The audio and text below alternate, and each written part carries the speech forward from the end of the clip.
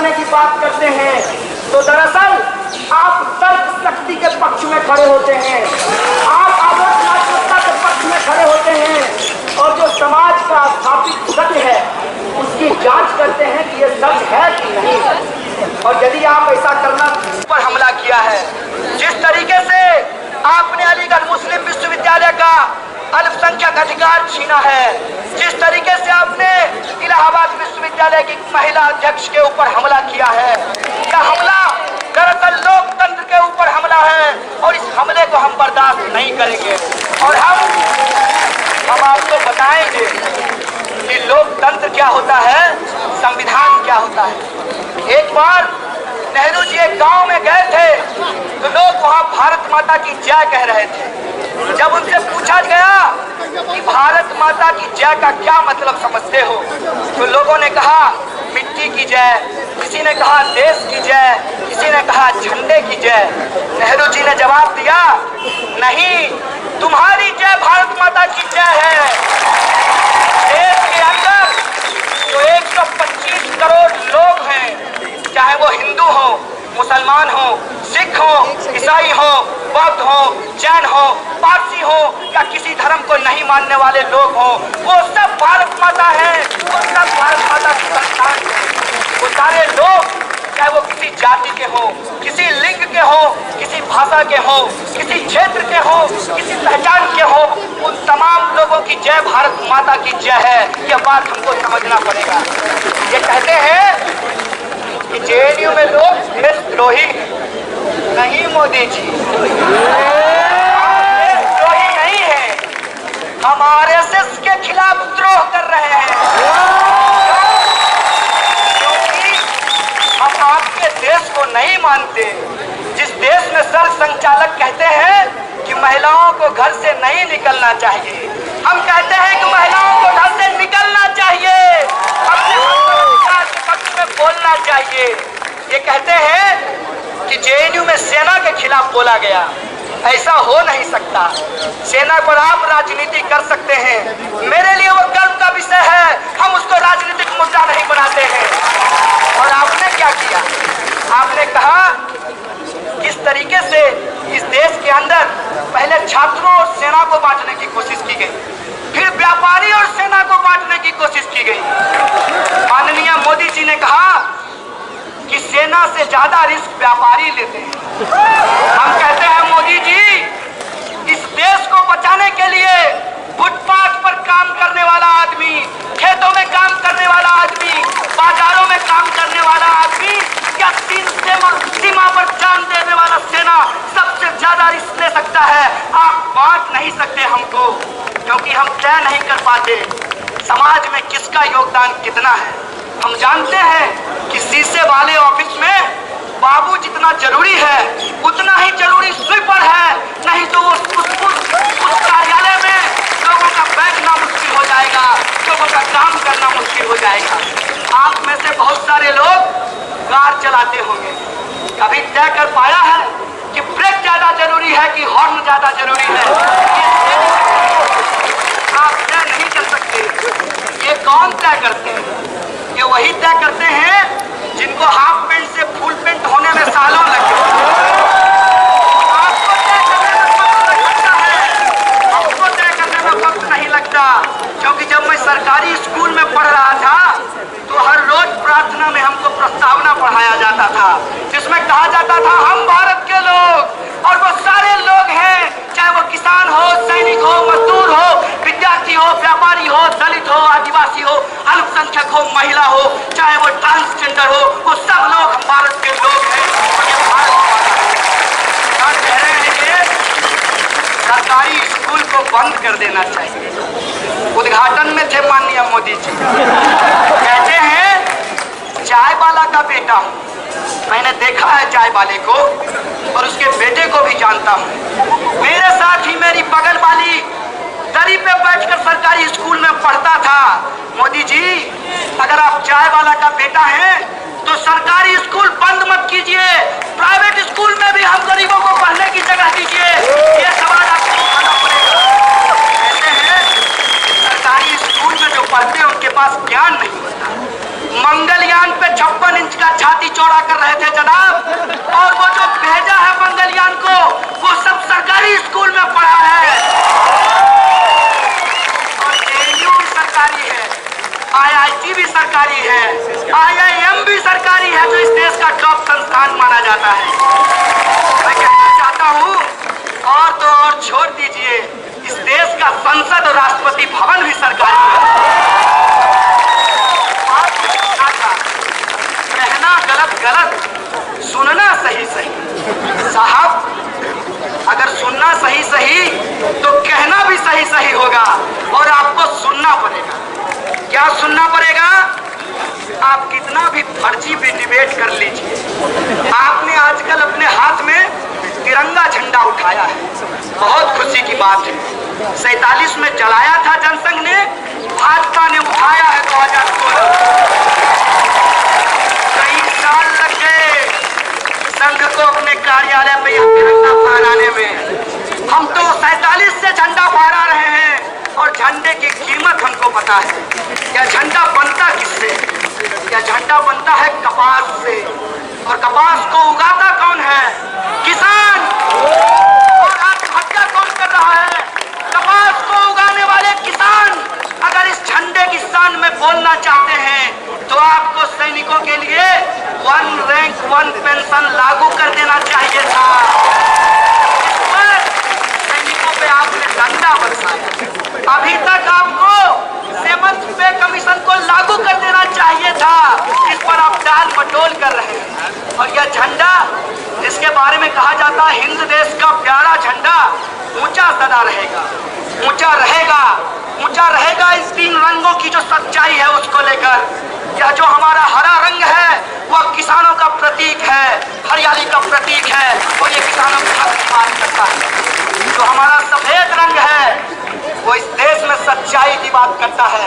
और मोदी जी भी आजकल सत्यमेव जयते बोल रहे हैं। सत्य की जय होगी, क्योंकि ये सफेद रंग हमारे पास है।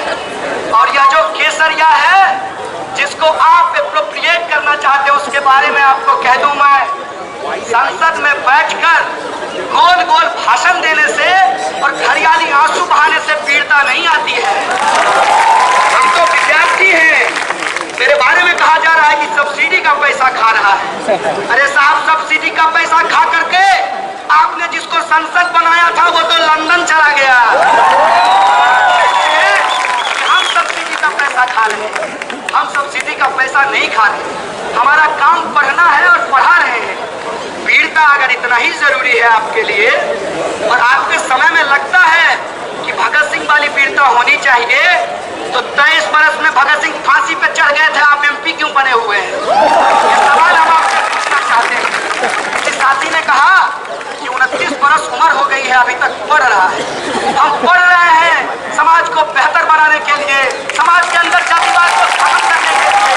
लेकिन आप जो जातिवाद और मनवाद के पक्ष में बोलने वाले लोग हैं, मैं उनको बता देना चाहता हूँ कि वीरता संसद में बैठकर नहीं आती है। आप मुझे जो हनुमंत थप्पा, शहीद हनुमंत थप्पा के पास भेजना चाहते हैं, तो हम भी आपसे एक सवाल पूछना चाहते हैं कि कौन जिम्मेवार है सैनिकों के उन विधवाओं के लिए? कौन जिम्मेवार है उन अनाथ बच्चों के लिए जिसकी वजह से यह लड़ाई होती है? हम लड़ रहे हैं, हमारे जैसे लोग लड़ रहे हैं, जान दे रहे हैं खेतों में, जान दे रहे हैं कारखानों में, और जान दे रहे हैं सीमाओं पर। ये हम हैं, हमको तुम बांट नहीं सकते हो। तुम्हारी जो बांटने की साजिश है दरअसल पकड़ी गई है। लोग समझ गए, जिस मिडिल क्लास के बारे में ये बोलते थे आज वो भी समझ चुके हैं।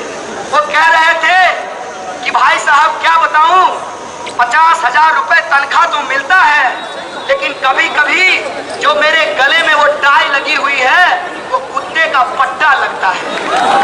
हमने कहा साहब इसी बात की लड़ाई है कि काम करें हम कॉर्पोरेट हाउस में या खेतों में या कारखानों में या सड़कों पे, हम सब एक हैं। हमारे ड्रेस के आधार पे लोग हमको नहीं बांट सकता है।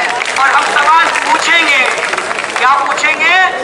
मोदी जी 10 करोड़ जॉब आपने कहा था कि पैदा करेंगे, सरकारी आंकड़ा आया है कि पिछले 10 साल में एक भी रोजगार पैदा नहीं हुआ है।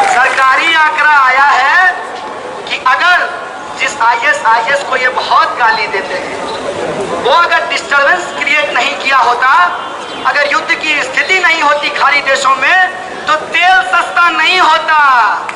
और जब सस्ता होने की बात करता हूं तो एक बात और समझ लीजिएगा, एक साधारण तरीके का बजट पेश किया गया माननीय वित्त मंत्री के द्वारा, और बीजेपी के लोगों ने कहा असाधारण बजट प्रस्तुत हुआ है।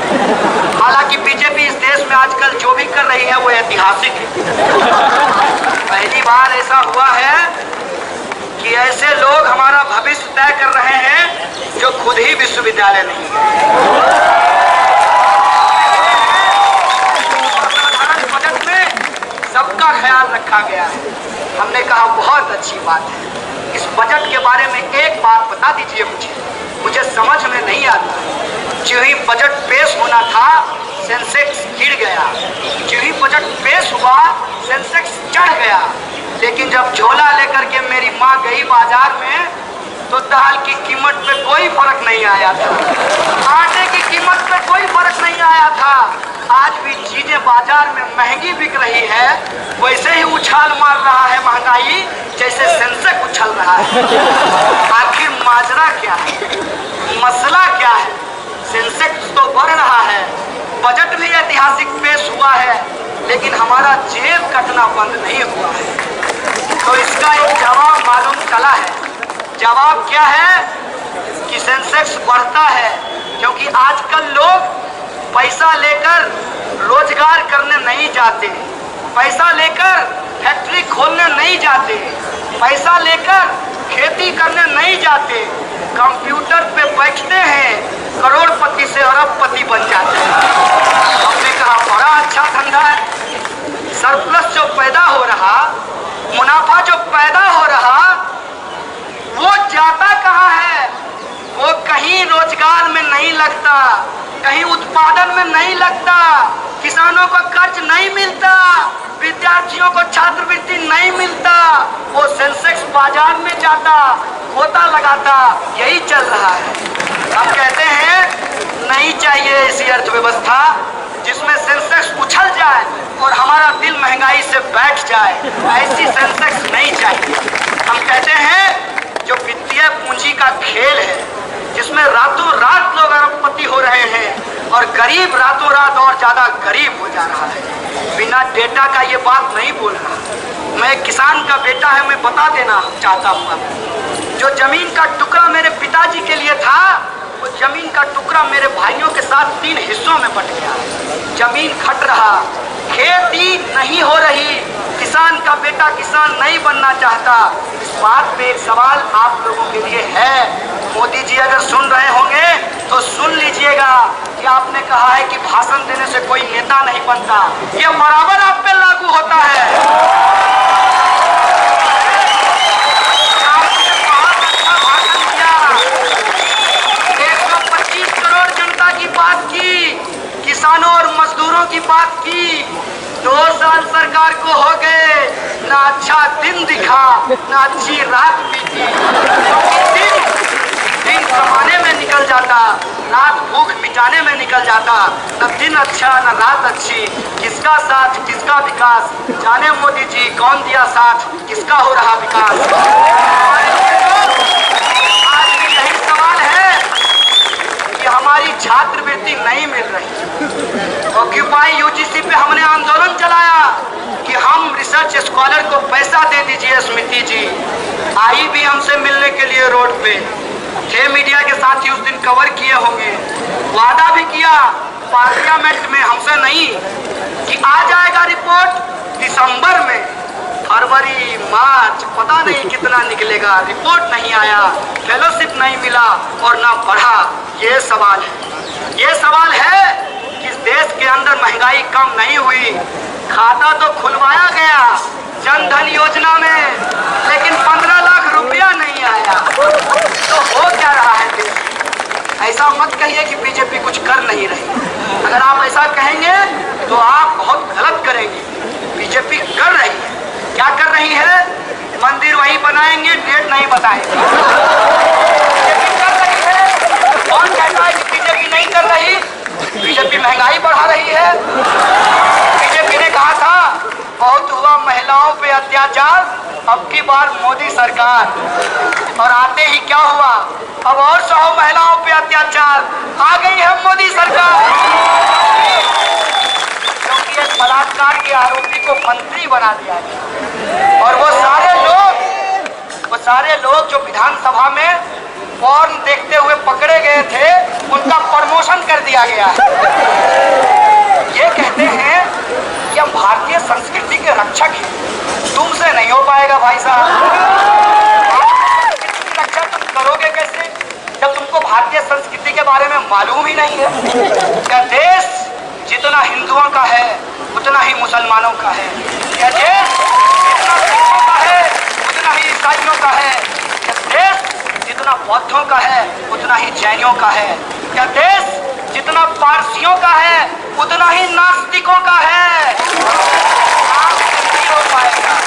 आप क्या कहते हैं कि भारत में रहना होगा तो मोदी जो कहते हैं वही कहना होगा।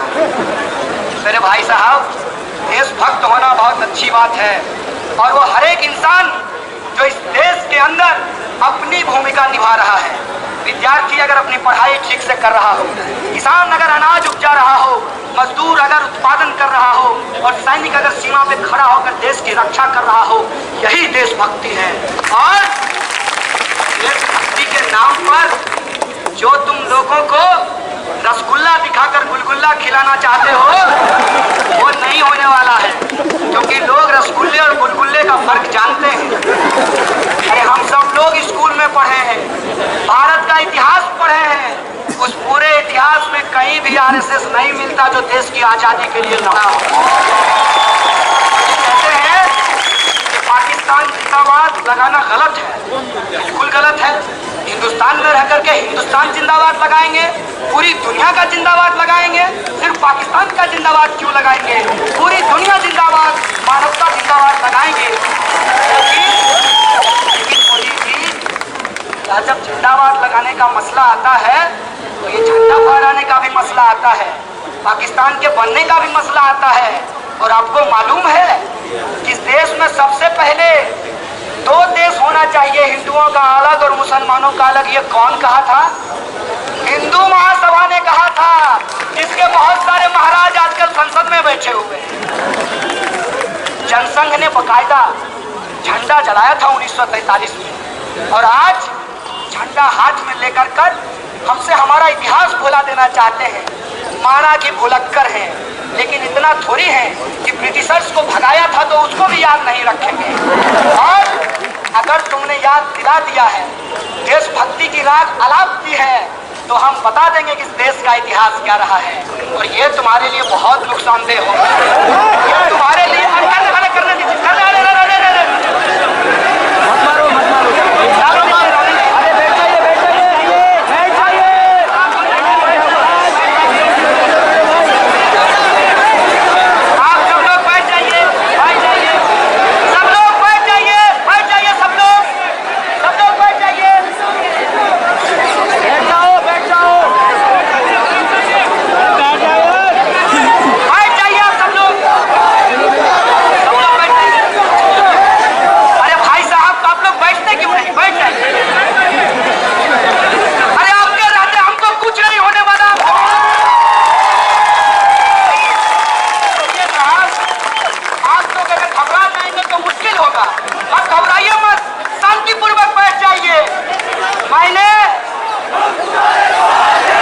मैंने ये पीड़ा उठाया है कि मैं डरूंगा नहीं, मैं झुकूंगा नहीं।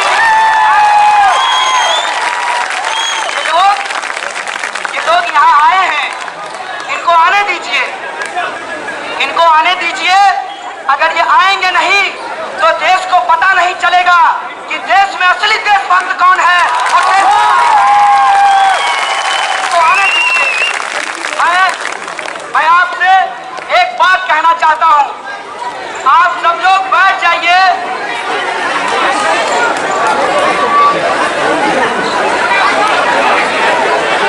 देखिए, आपसे बहुत गुजारिश है कि आप बैठ जाइए।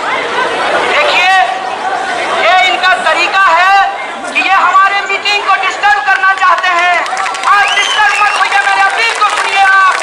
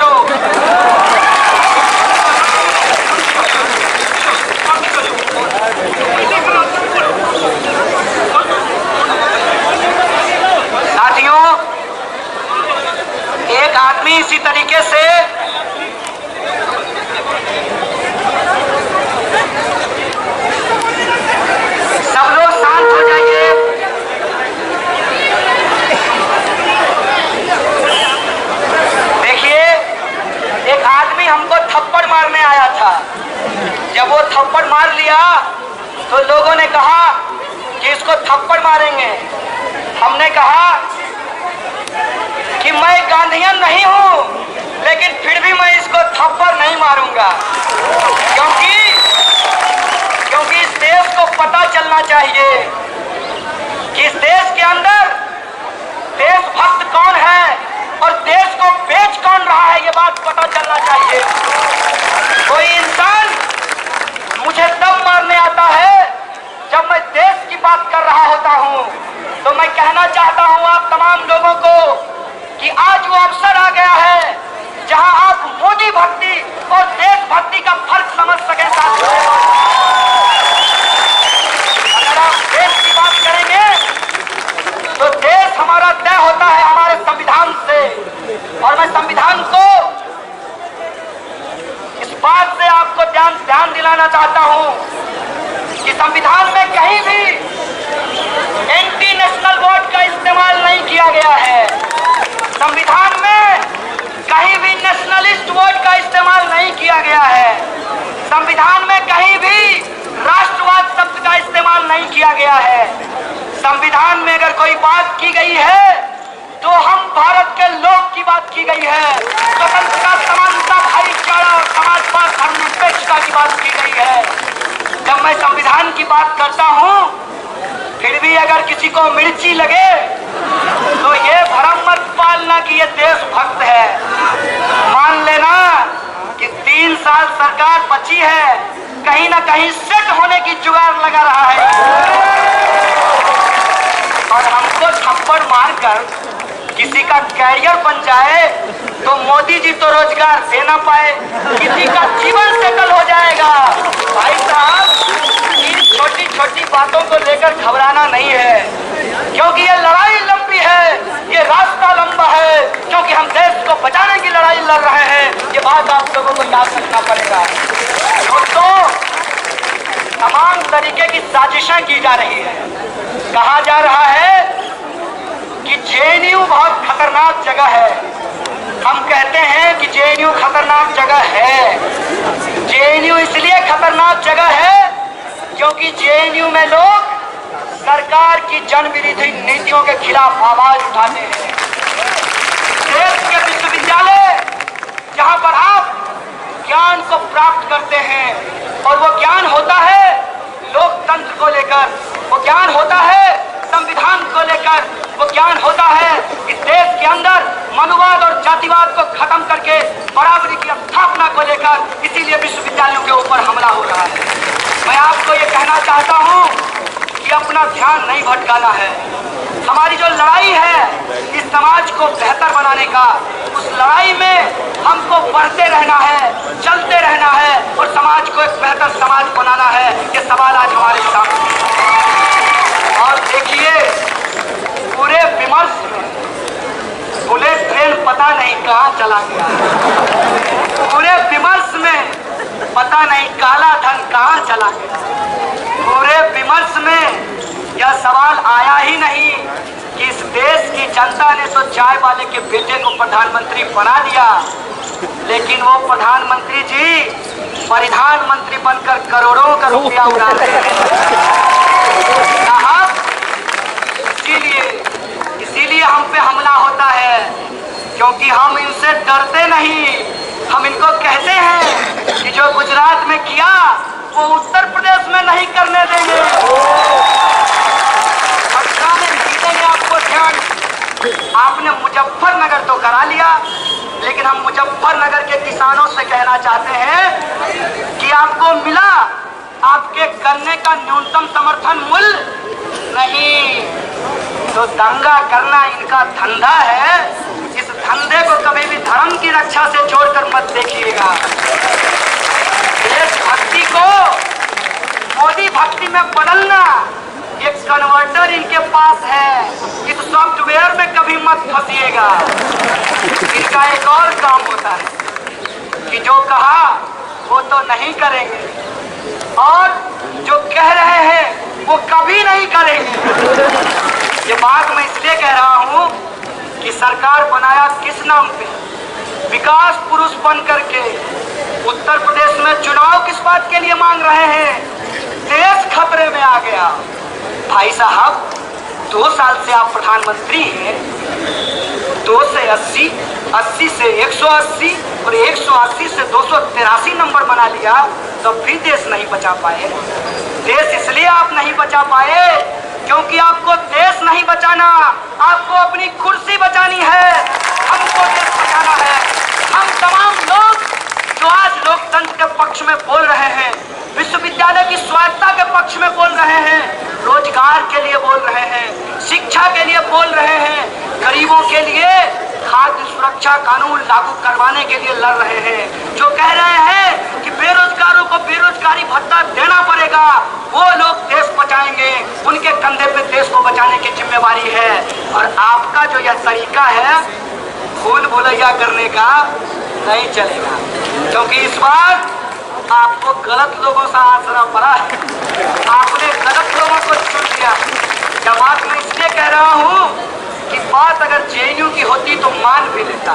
चलो 8000 का कैंपस है, एक दिन अगर आप चाहें जनरल तो बुलडोजर लेकर टैंक लेकर हमें उड़ा देंगे।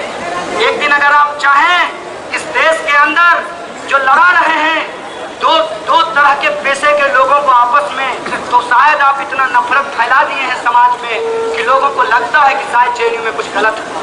लेकिन मसला सिर्फ जेएनयू का नहीं है, यह मसला पहले से शुरू हुआ और आगे भी चलेगा। इस बात को आपको समझना पड़ेगा, क्योंकि कोई इंसान एक शायरी लिखता है इसलिए उसको देशभक्ति का उसका प्रमाण पत्र छीन लिया जाता है, और कोई इंसान खुलेआम मंच पे खड़ा होकर कहता है कि सर कलम करके ले आओ, वो विधायक बना रहता है। कुछ लोग तो ऐसे हैं जब उनको पीटने के लिए कोई नहीं मिलता तो घोड़े पे फ्रस्ट्रेशन उतारते हैं। हम कहते हैं कि तुम अपना फ्रस्ट्रेशन उतारो। तुमने फ्रस्ट्रेशन अपना उतारा जब तमिलनाडु के अंदर एक दलित लड़के की इसलिए हत्या कर दी गई क्योंकि वह एक तथाकथित ऊंची जाति की लड़की से शादी किया। उतारो अपना मनुवादी फ्रस्ट्रेशन। लेकिन हम नौजवान हैं, हम विद्यार्थी हैं, हम सच के साथ खड़े होंगे, हम प्रगति के साथ खड़े होंगे, हम इस देश के अंदर देश को सुंदर बनाने का जो विचार है उसके साथ खड़े होंगे। और आप हमको कितना भी लड़ा लीजिए, कैसे निकाल मैंने एक शब्द नहीं बोला रोहित वेमुला पे पहले, और अचानक से जब कुछ लोग रोहित वेमुला के न्याय के लिए नारा लगाने लगे तो रोने लगे। अगर उनका रोना इतना सच्चा है तो वो आते अपने मंत्रिमंडल में और अपने मंत्री को बुलाकर कहते, लोग कहते थे पहले कि बहुत ताकतवर प्रधानमंत्री है, इसीलिए आशा है हमको उनको बुलाते और कहते कि रोहित वेमुला के साथ ऐसा क्यों हुआ है, इस्तीफा दो तुम लोग, हम रोहित को न्याय देंगे, रोहित एक्ट को पास करेंगे। अब हम समझते मोदी जी सच में मजबूत प्रधानमंत्री है। लेकिन मोदी जी नहीं बोले, रो करके अपनी जिम्मेवारी निभा ली कि बस हो गया, कुछ नहीं बोलेंगे। एक मिनिमम मानवता की बात करता हूँ। स्मृति जी ने कहा कि बच्चे हैं मेरे यूनिवर्सिटी में जो पढ़ते हैं, ठीक है माता जी, मेरी जो असली माँ है, असली माँ जिसने मुझे पैदा किया, रोहित की जो असली माँ है जिसने उसको पैदा किया, उसको फोन करके पूछा कि चलो आपका बेटा कुछ किया होगा लेकिन हम आपके साथ हैं, कि मेरे साथ मेरी माँ भी देशद्रोही हो गई, कि मेरे साथ रोहित वेमुला की माँ भी इंटरनेशनल हो गई। मैं बताना चाहता हूँ कि इनका रोना नकली, इनका हंसना नकली, इनका बोलना नकली।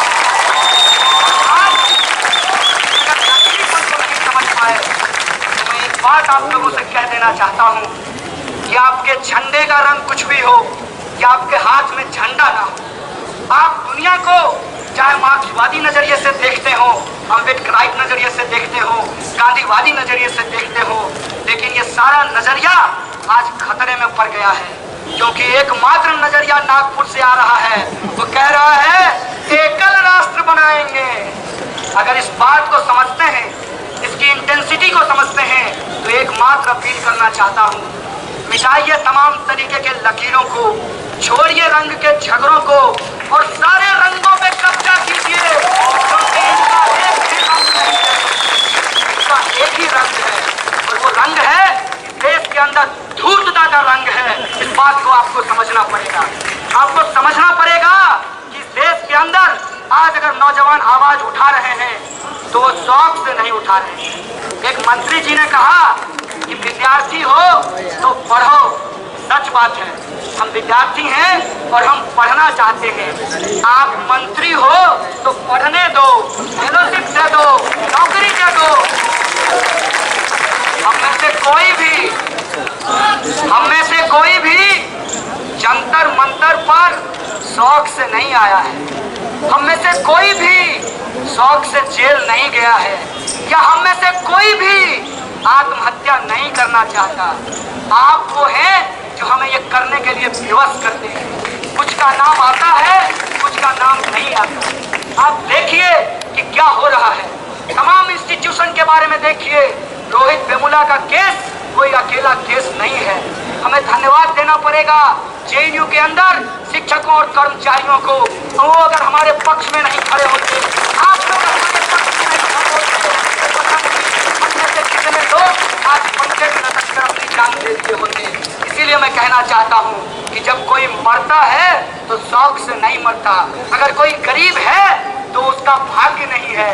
अगर कोई आज बेरोजगार है तो ये उसकी नियति नहीं है। इस बात को आप मानिए कि कोई किसी को मरने पे मजबूर कर रहा है, कोई किसी को बेरोजगार बना रहा है और कोई किसी को गरीब बना करके रखना चाहता है। इस बात को आपको समझना पड़ेगा।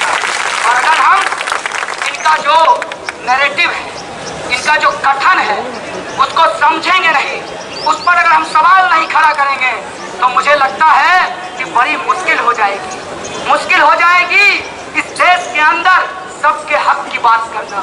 मुश्किल हो जाएगी सीमा पे लड़ रहे जो सैनिक हैं उनके लिए 7th पे कमीशन के लिए लड़ना, उनका पीएफ का पैसा देने के लिए जो या ब्याज काटने का साजिश रचा है उसके खिलाफ लड़ना, जो सैनिकों के विडो हैं, जो उनके बच्चे हैं उनके हक और अधिकार के लिए लड़ना, जो किसान हैं जो आत्महत्या कर रहे हैं, जो पैदा करते हैं सूद को जिससे यह झंडा बनता है, उनके हक और अधिकार के लिए लड़ना। मुश्किल हो जाएगा मजदूरों के न्यूनतम वेतन के लिए लड़ना, मुश्किल हो जाएगा महिलाओं के लिए बराबरी के हक के लिए लड़ना, दलितों के पक्ष में मनुवाद के खिलाफ लड़ना, जातिवाद के खिलाफ लड़ना मुश्किल हो जाएगा। और इस साजिश को समझिए। हरियाणा में मैंने सुना था कि लोगों में झगड़ा होता है तो लठ चलाते हैं। इस बार खबर आई है कि पेट्रोल बम चला है। अरे बनाया कौन, लाया कौन, हरियाणा की संस्कृति को मिटाया कौन? इस सवाल का जवाब इनको देना पड़ेगा कि जाट और नॉन जाट को लड़ाया कौन? इस सवाल का जवाब इनको देना पड़ेगा। और इनको ये पूछा जाएगा कि किसान की बात करते हैं, मजदूर की बात करते हैं, छोड़ दीजिए। हम बोलेंगे तो कह देगा कि राजनीतिक आदमी है। कुछ लोग तो हमको किसी पॉलिटिकल पार्टी में भी ज्वाइन करा लिए हैं, लेकिन मैं किसी पॉलिटिकल पार्टी में ज्वाइन करने वाला नहीं। मैं आंदोलन का आदमी हूँ, आंदोलन में रहूंगा।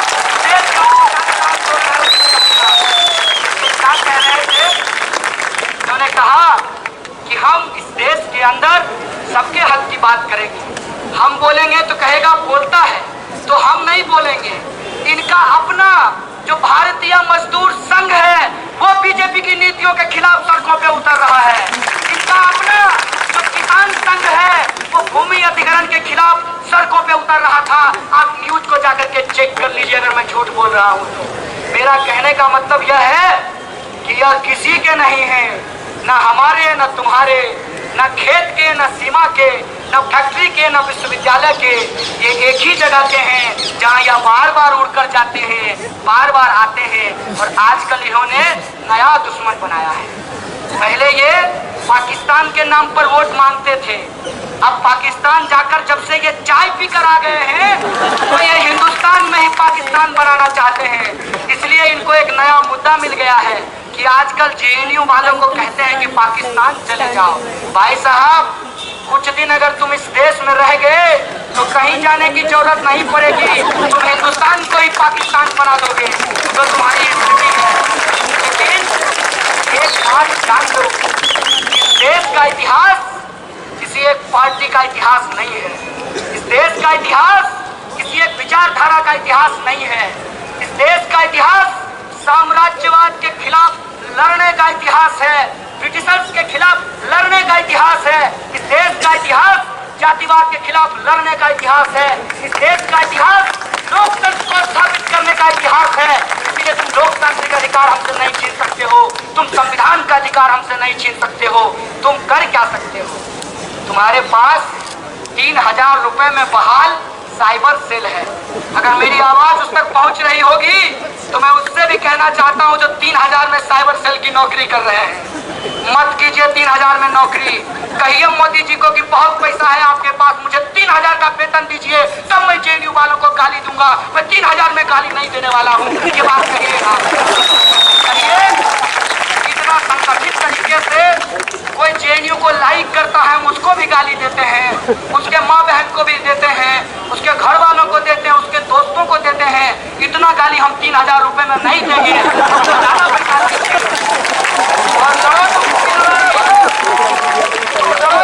और मैं तुमको कहना चाहता हूँ कि जेएनयू में सबसे पहले तुम्हारे हक में जत्था निकलेगा।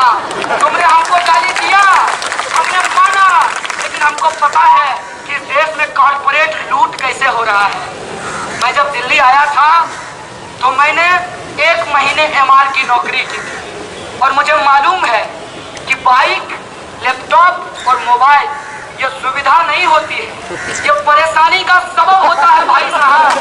इसलिए जब मैं गिरफ्तार हुआ तो एक पुलिस वाले से मेरी बातचीत हुई और उन्होंने बताया कि मालूम है आपको कि सैटरडे की रात को सबसे ज्यादा ड्रंक एंड ड्राइव का केस होता है। हमने कहा क्यों? कहा कॉर्पोरेट में लोगों को सैटरडे का बहुत बेसब्री से इंतजार होता है। हमने कहा इतना शोषण, 50,000 रुपए मिलने के बावजूद, बढ़िया व्हाइट शर्ट पहनने के बावजूद, बाइक, लैपटॉप, कार होने के बावजूद जीवन में इतना चैन नहीं कि रेड लाइट पे पैक ना लगा करके हम अपने कमरे में बैठकर पैक लगा पाए। ये दर्द है उनका। कौन बोलेगा उनके दर्द के बारे में? कौन बोलेगा उनके जीवन के हक के बारे में?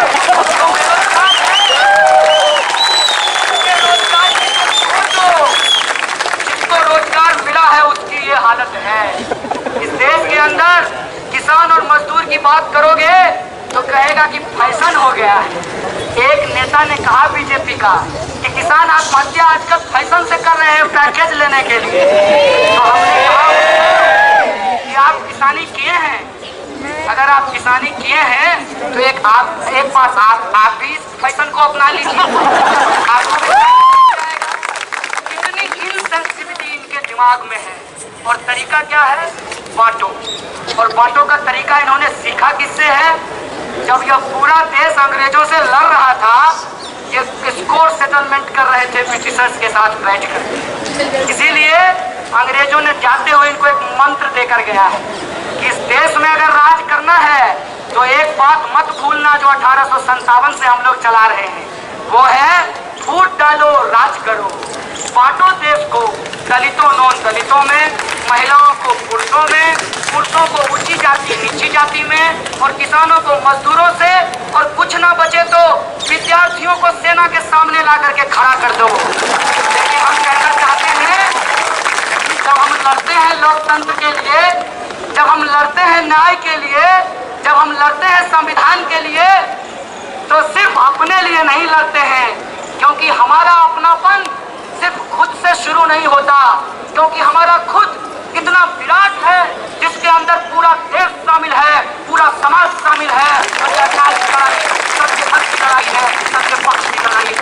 साथियों, अंतिम में बस एक बात कहूंगा कि एक न्यूज चैनल है, हमने कहा भाई साहब एक सेकंड का ऐड दिखाने में, एक सेकंड का ऐड दिखाने में ये करोड़ों रुपया लेते हैं। तो पूरा का पूरा प्राइम टाइम के लिए कितना पैसा मिला है? और बोले हम देश के पक्ष में बोल रहे हैं। हमने कहा देश की राजधानी नागपुर है कि दिल्ली है? और देश क्या है ये कौन तय करेगा? भाजपा ऑफिस में तय होगा कि संविधान से तय होगा?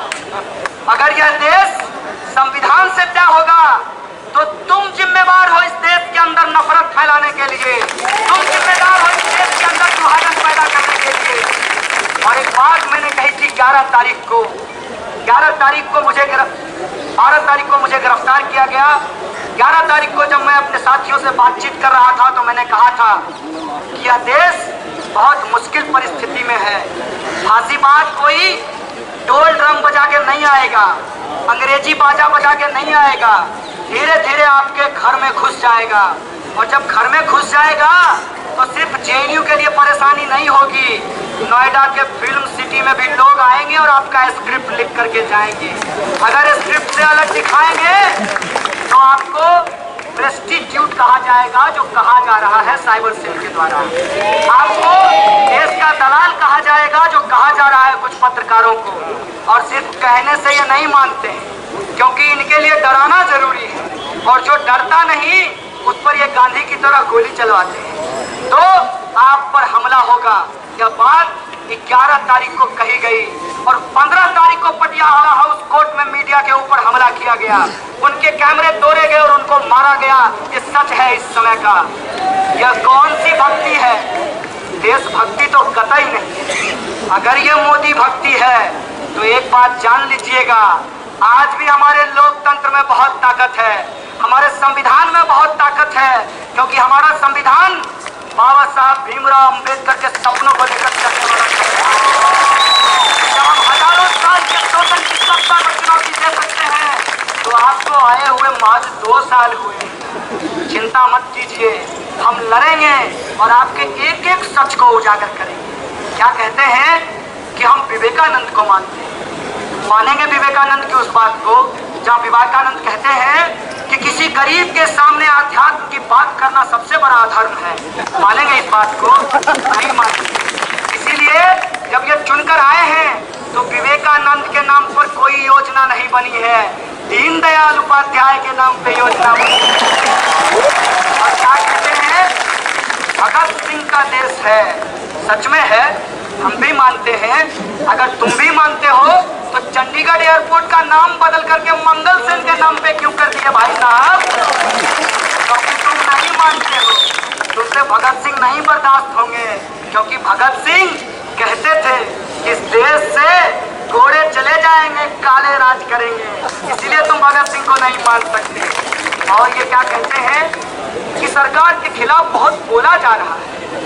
सरकार के खिलाफ ना बोले तो विपक्ष के खिलाफ बोले। सरकार में आप हैं, प्रधानमंत्री आप हैं, नीतियां आप बनाते हैं, शिक्षा मंत्री आप हैं, संसद में झूठ आप बोलते हैं और हम बोले विपक्ष हैं।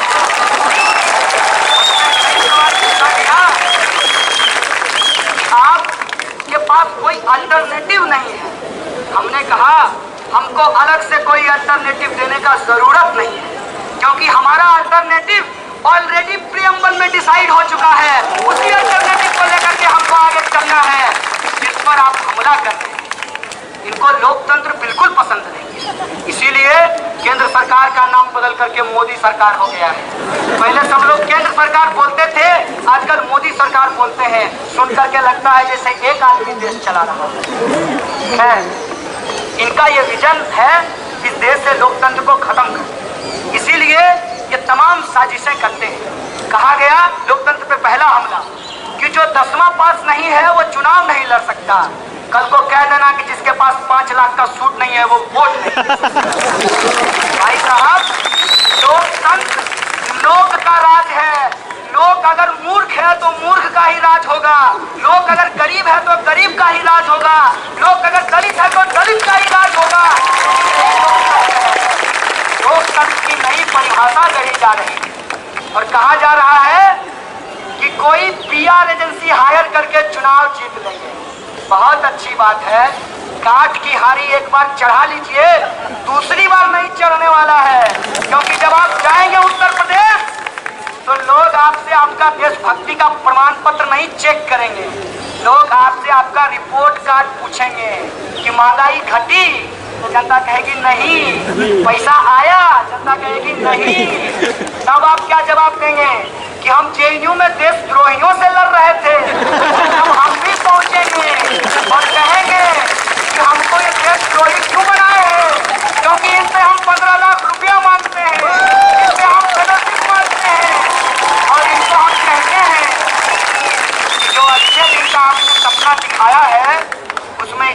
काम कर दीजिए। जो मजदूर काम करता है उसको उसका मिनिमम वेज दे दीजिए। जो किसान किसानी करता है उसको इतनी स्थिति उसके परिवार में पैदा कर दीजिए कि किसान का बेटा भी गर्व से कहे कि मैं किसान बनना चाहता हूँ। जिस तरीके से डॉक्टर का बेटा डॉक्टर बनना चाहता है, जिस तरीके से जज का बेटा जज बनना चाहता है, किसान का बेटा भी किसान बनना चाहता हो, ये स्थिति पैदा कर दीजिए। ये स्थिति पैदा कर दीजिए। अगर आप भारत माता की जय बोलते हैं तो भारत माता तय करे कि वो किसके साथ शादी करेगी। भारत माता तय करे कि वो क्या पहनेगी, क्या खाएगी, ये भारत माता तय करे। भारत माता तय करे, भारत माता तय करे कि वो पितृ सत्ता के खिलाफ, भारत माता तय करे जातिवाद और मनुवाद के खिलाफ वो अपने विकल्प को चुन सके, ये भारत की माता तय करेगी। और भारत का छात्र तय करे कि उसको क्या पढ़ना है। आपका जो सिलेबस आ रहा है जिसमें आप रॉ से, पहले लोग रॉ से क्या पढ़ते थे, रस्ट, आजकल रॉ से कुछ और पढ़ाया जा रहा है और मौ से कुछ और पढ़ाया जा रहा है और अ से कुछ और पढ़ाया जा रहा है गुजरात की सिलेबस में। तो विद्यार्थी तय करे कि उसका सिलेबस क्या होगा, टीचर तय करे कि स्टूडेंट और टीचर का संबंध क्या होगा, और पूरा विश्वविद्यालय तय करे कि उसका वाइस चांसलर कौन होगा। आप करने के लिए तैयार हैं तो हम विद्यार्थी हैं और आपसे खुले में पब्लिक में कहते हैं कि अगर आपने अपना वादा पूरा कर दिया मोदी जी तो आपसे कोई नफरत नहीं है। मेरा अकाउंट नंबर है, आप 15 लाख भेज दीजिए, महंगाई कम कर दीजिए, महिलाओं का अत्याचार रोक दीजिए और बुलेट ट्रेन चढ़ाइएगा तो उसका दाम इतना रखिएगा टिकट का कि फुटपाथ पर काम करने वाला आदमी भी इसमें जाकर गंदेले कपड़े से बैठ सकते। आप ये तय कर दीजिए। आपके खिलाफ बोलने का हमको ठेका नहीं मिला है क्योंकि हमको इतनी फुर्सत नहीं है कि अपनी पढ़ाई लिखाई छोड़कर आप में अपना दिमाग लगाते हैं। मसला ये आ गया है, आपने हमारी पूरी बुनियाद ही हिला दी है। आपने हमारे पूरे संविधान को ही पलट दिया है। देखते देखते जो आपने चुनाव लड़ने पे पाबंदी लगाई है, कल को वोट देने पे पाबंदी लगा दें। इसलिए हम आपको आज यहाँ से कह देना चाहते हैं, वोट हमारा, राज तुम्हारा नहीं चलेगा, नहीं चलेगा। और हम आपको कहना चाहते हैं कि वोट के वक्त जैसे हाथ जोड़कर हमारे पास आते हैं तो उसी तरीके से हाथ जोड़कर आज हम आपसे कहते हैं कि जैसे हमारा वोट और धीरू भाई अंबानी जी के बेटे का वोट बराबर है तो हमारा घर का बच्चा और उनके घर का बच्चा एक ही स्कूल में पढ़ले बराबर शिक्षा हो। और उस सब में आप लेते हैं इंक्लूसिव टैक्स। वो टैक्स जाता कहाँ है, आपके कोष में। तो बेल आउट पैकेज दे करके देते हैं माल्या जी को और मोदी जी को, ये प्रधानमंत्री वाले नहीं, वो सुशील जी वाले। और दोनों जो है देश छोड़ करके विदेश चले जाते हैं, वो देशभक्त हैं और हम सब्सिडी पे अपना अधिकार मांगते हैं तो हम देशद्रोही हैं। ये पैमाना नहीं चलेगा। एक देश के अंदर दो पैमाना बनाना बंद कीजिए। भारत का एक बराबर है तो ये बराबर का हक आपको देना पड़ेगा। अगर आप नहीं देंगे तो एक बात याद रखिएगा, और वो बात यह है कि बार बार धूल आंख में झोंकना यह संभव नहीं है और इसको हम संभव नहीं होने देंगे। इस देश के अंदर छात्र और नौजवान एकजुट होकर लोकतंत्र को बचाने के पक्ष में खड़े होंगे और सेडिशन जैसा काला कानून जो विद्यार्थियों के खिलाफ यूज किया जा रहा है उससे हम लड़ेंगे। और जो हमारे साथियों को एक बात मैं और कह देना चाहता हूँ कि हमारी राजनीति और आपकी राजनीति अलग हो सकती है, लेकिन देश बचाने के सवाल पे हमको आपसे अलग होने की जरूरत नहीं है। जो 2 स्टूडेंट को जेल के अंदर डाला गया है वो भी विद्यार्थी है, उसका भी लोकतांत्रिक अधिकार है कि वो अपनी पढ़ाई को कर सके, इसलिए उसको जेल से रिहा कीजिए। और इस देश के अंदर सामाजिक न्याय को स्थापित करने के लिए रोहित एक्ट को लागू कीजिए। और दीदी जी, आप बहुत संस्कार की बात करते हैं, सच में अगर आपके अंदर इतना संस्कार है तो थोड़ा सा मान लीजिए और अपनी जो गलती की है जो लगे आपसे, अगर इस्तीफा दे सकते हैं तो वही दे दीजिए, नहीं तो माफी कम से कम मांग लीजिए देश से। हैं विद्यार्थी आज आपसे ये सवाल पूछ रहे हैं कि इस देश के अंदर अगर शिक्षण संस्थानों पे हमला हुआ, इस देश के अंदर अगर अलीगढ़ मुस्लिम विश्वविद्यालय का माइनॉरिटी स्टेटस छीना गया, इस देश के अंदर अगर एक महिला अध्यक्ष को प्रताड़ित किया गया, इस देश के अंदर अगर छात्रों शिक्षकों के ऊपर सेडिशन जैसा काला कानून लगाया गया, तो इस देश को बचाना मुश्किल हो जाएगा। इसीलिए इस देश को बचाने के लिए